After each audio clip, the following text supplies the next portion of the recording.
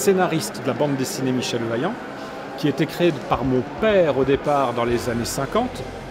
Et en quelque sorte, pour rendre hommage à son travail d'illustrateur, on a créé les Michel Vaillant Art Strips. C'est la reprise du travail de Jean Graton dans les années de Michel Vaillant entre 1957 et 1975, et des agrandissements de détails ou de cases de bande dessinée. Et c'est très intéressant parce que la bande dessinée est le seul art graphique où on réduit le travail de l'auteur pour le publier en album. Et là, on s'est dit, on prend le pari inverse. Est-ce que ces dessins qu'on trouve en fait magnifiques ne tiendraient pas la route en tableau?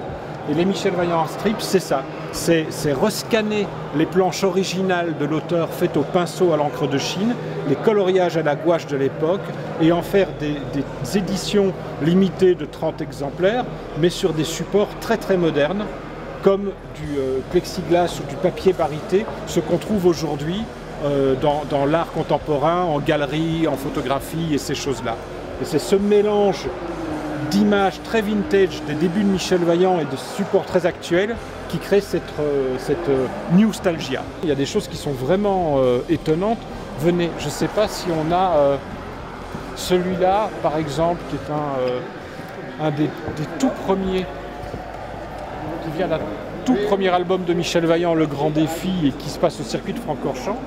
Mais suivez-moi, il y en a un que je cherche précisément. Je vais essayer de le retrouver. Ça, c'est la couverture mythique du Pilote sans visage, qui est un album au début des années 60 qui a, en étant prépublié dans l'hebdomadaire Tintin, l'histoire durait 6 mois et on mettait 6 mois à savoir qui était le pilote sans visage, et ça a marqué toute une génération de lecteurs.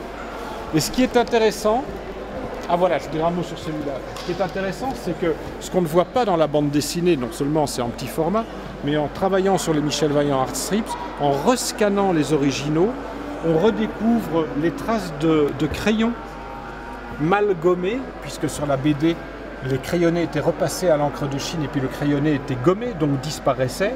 Et on retrouve énormément de choses qu'on ne trouve pas dans la bande dessinée, comme cette technique de créer l'effet de vitesse par le bruitage et par de la gouache mise au pinceau presque sec, comme si la voiture allait tellement vite qu'elle laissait sa couleur en arrière. On apprend beaucoup de choses sur la façon de travailler de Jean Graton.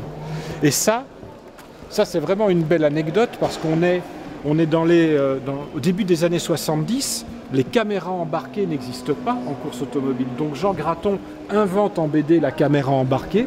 Il décide de mettre son lecteur à la place de Michel Vaillant et de lui faire un tour complet du circuit de Monaco.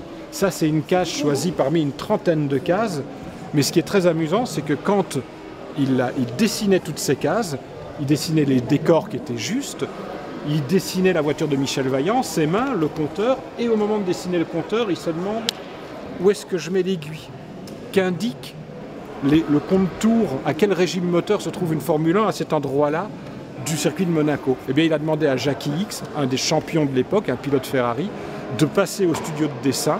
Et Jackie X lui a demandé la Vaillante, elle a 10 ou 12 cylindres. Il a dit 10 cylindres. Il dit alors là, tu es à 11 000 tours en troisième. Et donc pour toutes ces cases, le régime moteur de la Vaillante est correct.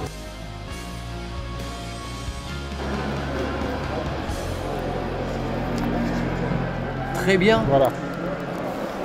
Mais ça me fait plaisir de vous connaître. Mais écoutez, et surtout de vous dire et de continuer. Alors Monsieur Vaillant, ça représente le sport automobile en général.